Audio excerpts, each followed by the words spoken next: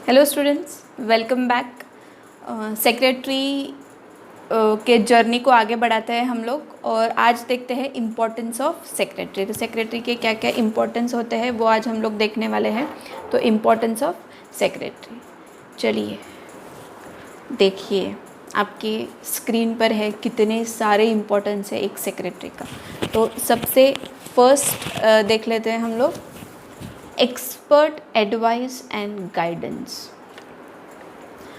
Secretary की जो भी एडवाइस होती है स्टूडेंट्स, जो भी गाइडेंस होता है वो एक एक्सपर्ट लेवल का होता है। ये इम्पोर्टेंस है एक सेक्रेटरी होने का।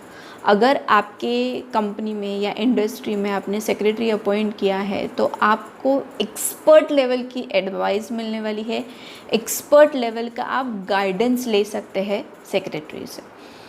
क्यों मिलता है expert advice and expert guidance? क्योंकि उनको वो सारे जो भी प्रॉब्लम्स होते हैं कंपनीज़ में या अलग अलग चीज़ होती है, वो सारी चीज़ों से डील करने का एक्सपर्ट नॉलेज होता है उनके पास में। एक्सपर्ट एडवाइस होती है, एक्सपर्ट नॉलेज होता है उनके पास में, ठीक है।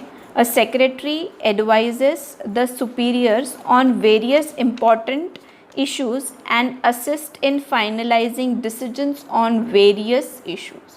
He advises and assists in finalizing various issues. उनकी एडवाइस बहुत बहुत ज़्यादा इम्पॉर्टेंट होती है। In views, observations and opinions of the secretaries are always considered valuable while taking appropriate policy decisions. उनके जो एडवाइस होती है, जो सजेशंस होते हैं, जो ओपिनियंस होते हैं, वो बहुत वैल्यूएबल होते हैं, उनको बहुत वैल्यूएबल कंसिडर किया जाता है। और डिसीजन लेने में उनके जो भी ओपिनियंस होते हैं उनको प्रायोरिटी बेसिस पर मतलब वो लोग इम्पोर्टेंस देते हैं, कंसिडर करते हैं और उसके बाद में उनके भी जो ओपिनियंस होते हैं उस पर वो लोग डिसीजंस देते हैं, ठीक है, डिसीजंस लेते हैं कंपनीज़ में। Secretary provides able guidance to the management and helps to achieve expected growth of the business. और ऐसा भाई क्यों ना करे कंपनी के डायरेक्टर्स क्यों ना करे, क्योंकि उनके एडवाइस से, उनके ओपिनियन से अगर आपको एक्सपर्ट ग्रोथ मिल रही है, आपको आपके पास में अलग अलग डायमेंशंस खुल रहे हैं सोचने के, एक्सपांड होने के, ग्रो होने के, तो ऑब्वियसली सेक्रेटरी की एक्सपर्ट एडवाइस ली जाती है। तो ये देखिए आप, पहला ही इम्पॉर्टेंस हमने देखा है सेक्रेटरी का, वो ही आपको कितना वैल्यूएबल बना देता है कंपनी में कि आपकी एडवाइस, आपके गाइडेंस को, आपके ओपिनियन को एक्सपर्ट का नाम दिया जाता है। तो एक्सपर्ट एडवाइस एंड गाइडेंस, ठीक है।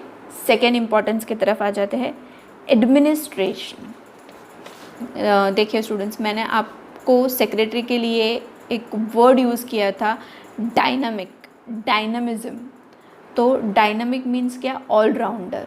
ही has knowledge and ability to do each and every work. उसके ही रिलेशन में मैं आपको एक्सप्लेन करूँगी एडमिनिस्ट्रेटर। वो एक एक्सपर्ट एडवाइज़र का काम उसने किया है, देता है, और वो एक बहुत अच्छा एडमिनिस्ट्रेटर भी है। वो रूटीन वर्क भी उतने ही अच्छे से कर सकता है, ठीक है, इसीलिए उसका इम्पोर्टेंस है। अगर ऑफिस में कोई भी नहीं, कोई एक जन भी नहीं आया, कोई भी समझो एडमिनिस्ट्रेटिव ऑफिस का एक जन एब्सेंट, तो secretary is able to do that, he should be able to do that. That is the core point and importance of secretary, ठीक है। A secretary looks after the routine office administration of the organisation. Secretary handles efficiently routine as well as executive duties of the organization. Routine duties like office management, documentation of important issues, attending visitors, etc. are handled by secretary efficiently. Secretary also handles the executive duties like assisting policy formulation, preparation of plans, supervision on executive plans, etcetera. देखिए उसको ना आप बोल सकते हैं हर एक चीज़ में वो बोलने वाला है, हर एक चीज़ में वो हर एक चीज़ में बोलने वाला है, हर एक चीज़ में आपको एक्सपर्ट एडवाइस देने वाला है, हर एक चीज़ को एडमिनिस्टर करने वाला है, क्योंकि वो एक डायनामिक पर्सन है। उसके पास में डायनामिज्म की क्वालिटी है, वो बहुत ही अच्छे से सब कुछ चीज़ मैनेज करने वाला है।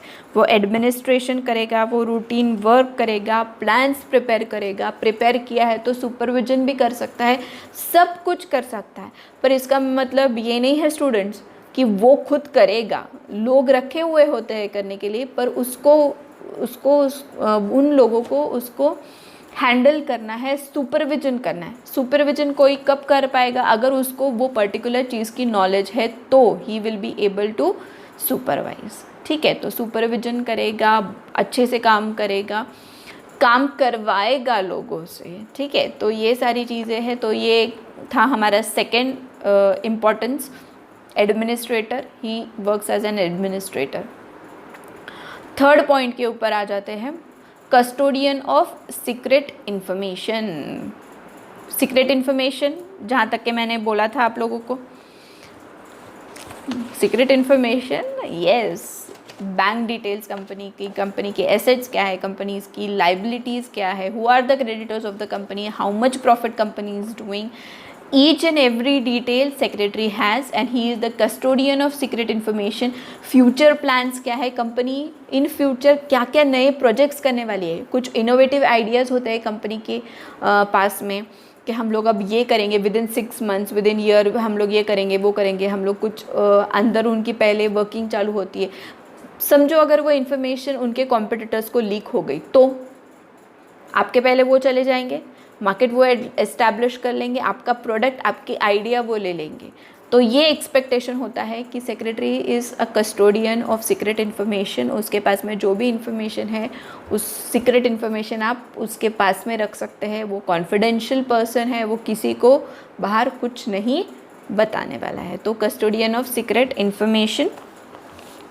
Secretary is an important person of the organization. As you all know, secretary is a very important person of the organization. Secretary has access to confidential and crucial important information related to the organization. Secretary is also involved in making an execution of important decisions. वो important decisions में involve होता है। All such important decisions regarding business activities are required to be maintained confidential। ये सारी secret information confidential रखना बहुत ज़्यादा ज़रूरी है। Secretary guards the secret of the organization and does not disclose it to anyone unless required and authorized to do so। जब तक उसको ऑथराइजेशन नहीं दिया कि आप ये इन्फॉर्मेशन बाहर बताइए, तब तक कि सेक्रेटरी को वो इन्फॉर्मेशन बतानी नहीं है। Okay, therefore secretary is often refer to as confidential officer. Secretary को हमेशा कॉन्फिडेंशियल ऑफिसर करके रेफ़र किया जाता है। ओके, चलो फोर्थ इम्पॉर्टेंस की तरफ आ जाते हैं, लीगल कंप्लायंस ऑफिसर। ये कंप्लायंस ऑफिसर है। कौन होता है कंप्लायंस ऑफिसर? कंप्लायंस मतलब क्या? लीगल तो चलो समझ में आ जाएगा कि जो लीगल चीज़ें हैं एज़ पर लॉ उसको करने। Compliance means what? Compliance, to comply मतलब करना। ठीक है, compliance means you have to do as per rules and regulations. तो लीगल कंप्लायंस ऑफिसर मतलब लीगल जो रूल्स एंड रेगुलेशंस है वो करने वाला ऑफिसर, करने वाला या करवाने वाला, जो भी आप बोलो। ठीक है, तो लीगल, बहुत सारी कंपनीज़ को लीगल चीज़ें करनी पड़ती है, कुछ फॉर्म्स फाइल करने हैं। जैसे आप लोगों के लिए सिंपल एक बोलती हूँ, टैक्स फाइल करना है। ठीक है, एवरी ईयर कंपनीज़ अलग अलग टैक्स पे करती है, तो उनको टैक्स पे करना है प्रॉपरली। जो भी आपका एंड होता है ईयर एंड, तब प्रॉपरली पे करना है। फिर कुछ फॉर्म्स फाइल करने होते हैं, आपको कहीं अपडेट करना है पीएफ ऑफिस में, कुछ भी जो भी करना है, तो वो सारी चीज़ें ध्यान में रखेगा कौन? Compliance officer. कंप्लाई करना means to do as per rules and regulations. तो ऐसा ऑफिसर जो लीगल चीज़ें करता है as per legal rules and regulation, उसको बोलते हैं लीगल कंप्लायंस ऑफिसर। ठीक है,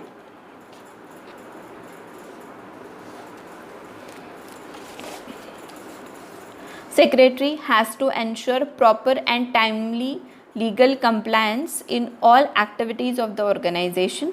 Secretary has to perform various statutory duties.